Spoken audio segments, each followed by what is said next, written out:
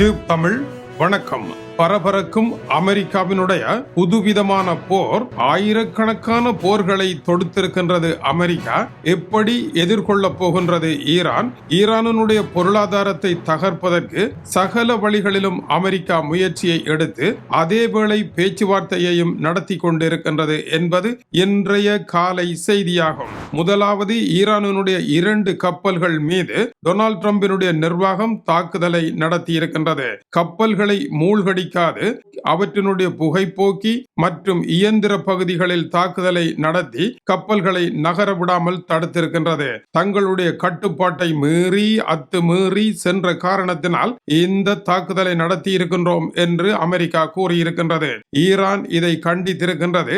இந்த தாக்குதலின் பின்னால் அமெரிக்க அதிபர் டொனால்ட் ட்ரம்ப் மட்டுமல்ல, அவரை தவறாக வழிநடத்துகின்ற ஒரு வெளிநாட்டு சக்தி இருக்கின்றது என்று ஈரான் தன்னுடைய சந்தேகத்தை வெளியிட்டிருக்கின்றது.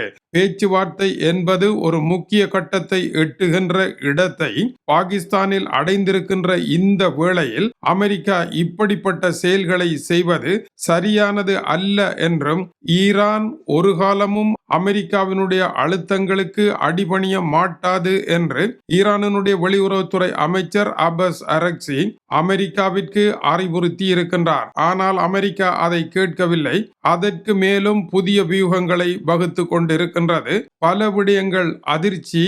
ஆனால் உண்மை அவை என்ன?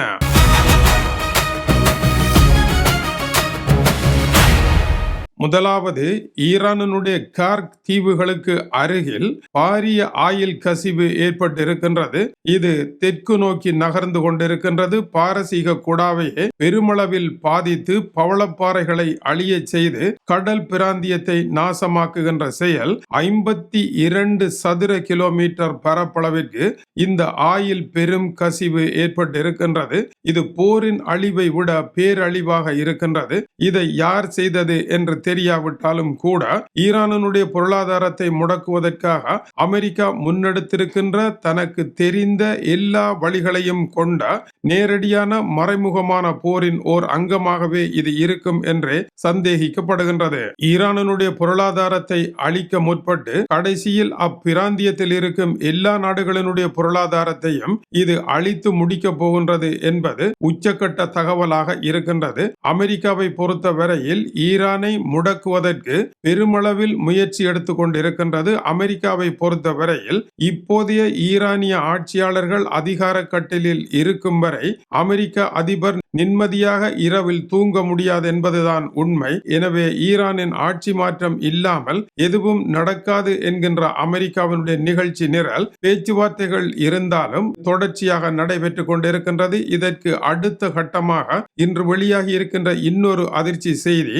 அமெரிக்காவினுடைய படைத்துறை அமைச்சர் பேட் ஹெக்செட் ஈரானுக்கு உதவி செய்கின்ற ஈரானுடைய ராணுவ சங்கிலியை தொடர்ந்து இயங்க வைக்கின்ற உலக நிறுவனங்களுக்கு மன்னிப்பே கிடையாது என்று கூறியிருக்கின்றார். அந்த வகையில் ஈரானுடைய ராணுவத்திற்கு உதிரி பாகங்களை விற்பனை செய்கின்ற ஈரானுக்கு உதவியாக இருக்கின்ற உலகின் 10 நிறுவனங்களும் அதற்குள் அடங்குகின்ற 10 தலைவர்களும் கருப்பு பட்டியலிடப்பட்டிருக்கின்றார்கள். இவர்கள் யார்? அரபு எமிரேட்ஸில் இருந்து ஈரானுக்கு விற்பனை செய்வோர், அடுத்து துருக்கியில் இருந்து ஆயுதங்களை விற்பனை செய்வோர், மூன்றாவதாக சீனாவில் இருந்து ஆயுதங்களை விற்பனை செய்வோர் என்று இந்த பட்டியல் நீண்டு செல்லுகின்றது. பேட்கெக்செட்டை பொறுத்த வரையில் ஈரானுக்கு யாரும் உதவி செய்ய விடமாட்டோம் என்று இந்த தடைகளை அறிவித்திருக்கின்றார். இந்த தடைகள் ஆயில் கசிய விடப்பட்டு அப்பிராந்தியம் ஆயில் மயமாக கடல் மாற்றப்பட்டிருக்கின்ற நிலை, அதேவேளை ஈரானுடைய டேங்கர்கள் மீது நடக்கின்ற தாக்குதல்கள், இவைகள் எல்லாம் யுத்த நிறுத்தத்தை கொண்டு வருவதற்கான பிரசவ பலிகளா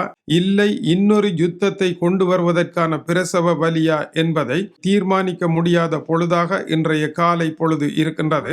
இதேவேளை அமெரிக்கா தன்னுடைய தரப்பில் இருக்கின்ற தவறுகளை திருத்துவதற்கான முயற்சியிலும் ஈடுபட்டு இருக்கின்றது. பாப்பரசர் லியோவை அமெரிக்காவினுடைய வெளியுறவுத்துறை அமைச்சர் மார்க்கோ ரூபியோ வியாழன் என்று சந்தித்து அமெரிக்க அதிபர் பாப்பரசர் மீது தாறுமாறான அவமதிப்புகளை சொன்னதன் பின்னதாக அந்த அவமதிப்புகளினால் ஏற்பட்ட பிளவுகளை தீர்ப்பதற்கான பேச்சுக்களை நடத்தினார். பாப்பரசரை இகழ்ந்த பின்னர் கத்தோலிக்கர்களுடைய வாக்குகளை டொனால்ட் ட்ரம்ப் பெற முடியாது.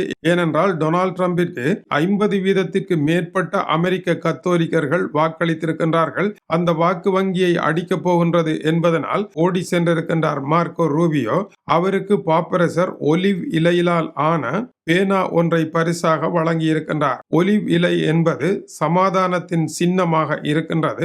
ஆகவேதான் அவர் அதை வழங்கினார் என்று கூறப்படுகின்றது. இதில் ஒரு குறியீடும் இருப்பதாக கூறுகின்றார்கள். அதாவது துப்பாக்கி முனையை விட பேனா முனை வலிமையானது என்பதை டொனால்ட் ட்ரம்பிற்கு எடுத்துரைப்பதாக இது இருப்பதாகவும் தெரிவிக்கப்படுகின்றது.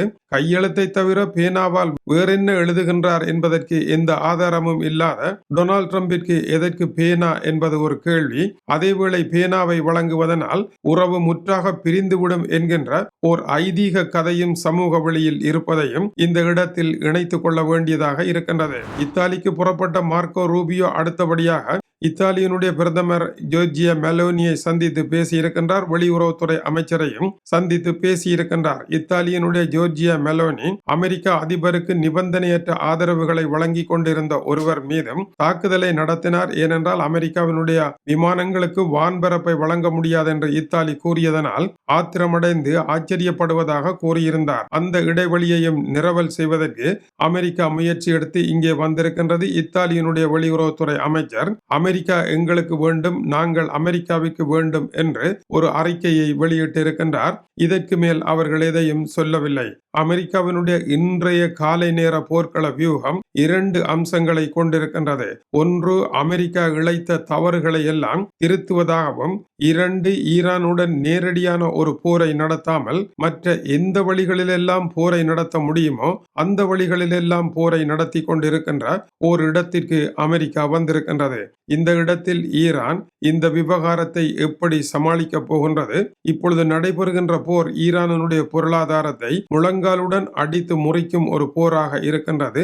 ஏமன் நாட்டை போல வர்ம நிலைக்குள் தள்ளுகின்ற அபாய உட்பாதங்களை இது கொண்டதாக இருக்கின்றது. ஈரானினுடைய புதிய சதுரங்க பலகை போரில் பிரச்சனைகளை வெல்லலாம், ஆனால் பொருளாதாரத்தில் பிரச்சனைகளை வெல்வதற்கான வலு கொண்டதாக கடந்த காலங்களில் இருக்கவில்லை என்பதனால் இந்த சவாலை எப்படி எதிர்கொள்ளப் போகின்றார்கள் என்பது அடுத்து வரும் 24 மணி நேரங்களில் போரா சமாதானமா என்பதை தீர்மானிப்பதற்கான பூவா தலையா என்ற நிலையாக இருக்கின்றது. மேலும் பல முக்கிய செய்திகள் வந்திருக்கின்றன. இது டியூப் தமிழனுடைய உலக செய்திகளுக்காக டென்மார்க்கில் இருந்து கீசே துறை. வணக்கம் உறவுகளே.